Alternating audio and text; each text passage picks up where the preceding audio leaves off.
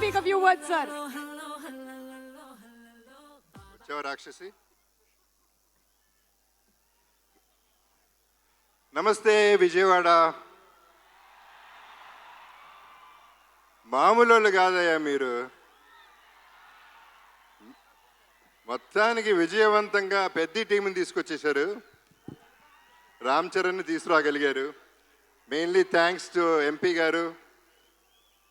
ఇంత షార్ట్ టైంలో ఇంత చాలా బాగా ఆర్గనైజ్ చేసినందుకు we are very very. 1962 Benz circle దగ్గర సరోజినీదేవి హాస్పిటల్లో నేను పుట్టాను. అప్పుడు పెజవాడ. సో బెంజ్ సర్కిల్ నాకు బాగా తెలిసి అప్పుడు వాకింగ్ స్ట్రీట్ అయి ఉండేది.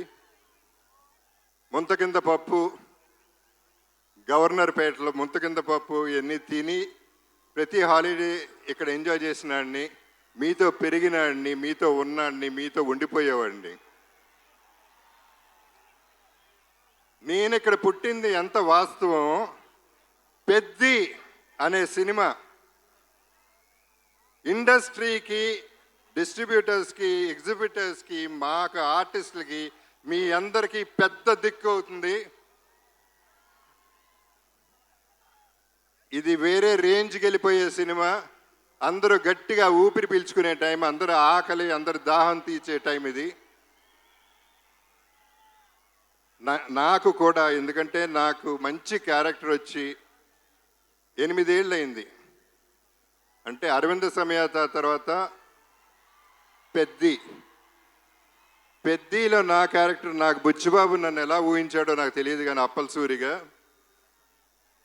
నాకు తెలిసి ఇదే నా బెస్ట్ క్యారెక్టర్ అవుతుంది. సినిమా కూడా బెస్ట్ సినిమా అవుతుంది. ఇక రామ్ చరణ్ మెగా పవర్ ఏంటో ఈ సినిమాలో చూపిస్తాడు. ఏ స్టేట్కి వెళ్ళినా, ఏ కంట్రీకి వెళ్ళినా అక్కడి నుంచి 6 కొట్టాడు. ప్రతి షాట్ సినిమాలో 6రే. మీరు క్యాచ్ పట్టుకోవాలంతే. వాళ్ళ నాన్నగారు చిరంజీవి గారితో ఒక చిన్న డిస్కషన్ జరిగింది, మెగాస్టార్ గారితో. అప్పుడు నేను చరణ్ అంటే నాకు చాలా ఇష్టం. నేను మాట్లాడుతూ ఎంత ఎదిగిపోయాడండి అని చెప్తా ఉంటే ఆయన ఒక మాట అన్నారు. Charan talent wise, career wise, success wise ఒక ఎత్తు అయితే, మనిషిగా సక్సెస్ అయ్యాడు. ఒక మంచి మనిషిగా. ఆ మంచి మనిషి, మంచి మనసు నేను సెట్లో చూస్తూ ఉంటాను. కలిసినప్పుడల్లా ఆ చూపులో, ఆ మాట, పిలుపులో కనపడుతూ ఉంటుంది. సో తనతో ఎప్పుడైనా ఏదైనా నేను ఎప్పుడూ రెడీగానే ఉంటా. ఎందుకంటే ఆపర్చునిటీ రావటమే గొప్ప విషయం.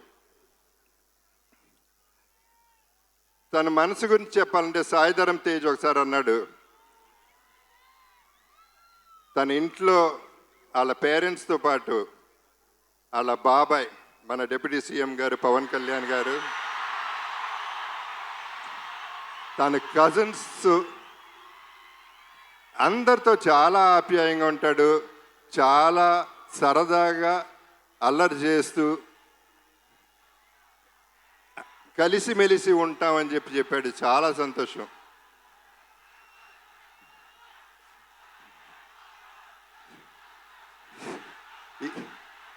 ఈ పర్టికులర్ సినిమా గురించి నేను ఎక్కువ చెప్పదలుచుకోలేదు, ఎందుకంటే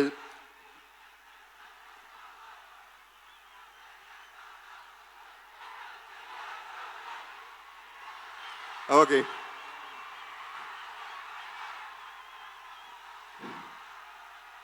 ఇక మా బుచ్చిబాబు పోర్టబుల్ సైజులో, బఠానీ సైజులో ఇంత ఉంటాడు. తనలో ఎంత బుర్ర ఉందో, ఎంత టాలెంట్ ఉందో, అన్బిలీవబుల్ టాలెంట్ ఉంది, అన్లిమిటెడ్ టాలెంట్ ఉంది. Is unstoppable also. తను పోర్టబుల్ ఎందుకన్నానంటే,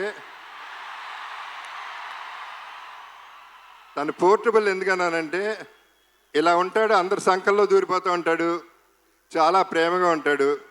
ఆ పోర్టబుల్ సెట్ని ఎక్కడికంటే ప్రతి ఇంట్లో, ప్రతి గుండెల్లో చేర్చేసుకుంటారు.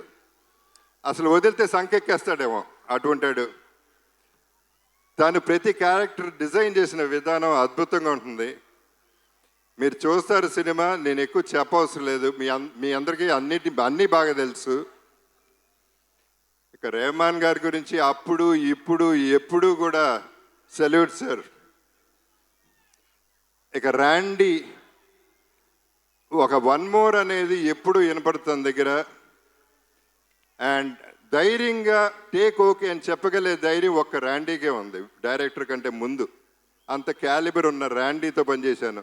నా అదృష్టం ఈ సెకండ్ ఇన్నింగ్స్లో ఇటువంటి వాళ్ళతో పనిచేయగలుగుతున్నాను.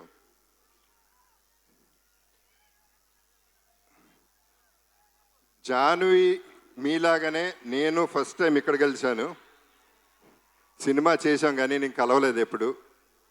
శ్రీదేవి గారు నాన్నగారు సినిమాలో చేశారు కానీ ఆవిడ తెలుసు కానీ ఈవిని కలవలేదు. కానీ శ్రీదేవి గారు ఎక్కడున్నా ఈ జర్నీ అంతా ఎంజాయ్ చేస్తూ ఉంటారు. లుకింగ్ ఎట్ జాన్వి, మనందరం ట్రైలర్ చూసాం, ఎంత బాగుందో ఎంత బాగా చేసిందో మీ అందరు చూశారు. God bless everybody. సతీష్ గారు, రామ్ చరణ్ తను ఫోన్ ఎత్తి సతీష్ గారికి ఫోన్ చేసి ఈ సినిమా మనం చేస్తున్నాం అని చెప్తే అంతకంటే అదృష్టం ఏముంటుంది.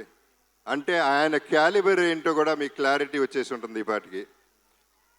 ఆయన నాకు బాగా నచ్చింది ఏంటంటే ప్రొడక్షన్లో ప్రతిరోజు వచ్చారు, కూర్చున్నారు, ప్యాషనెట్గా సినిమా తీశారు. సో వీళ్ళందరితో పనిచేయటం, I'm sorry if I forgot anybody. So వీళ్ళందరితో పనిచేయటం, ఈ జర్నీ ఎంజాయ్ చేయటం అనేది నాకు ఒక అద్భుతం. నా జీవితంలో ఇదొక అద్భుతం అవుతుంది. నా బెస్ట్ ఫిల్మ్ అవుతుంది, నా బెస్ట్ క్యారెక్టర్ అవుతుంది. ఒకే ఒక డైలాగ్తో ఫినిష్ చేస్తాను.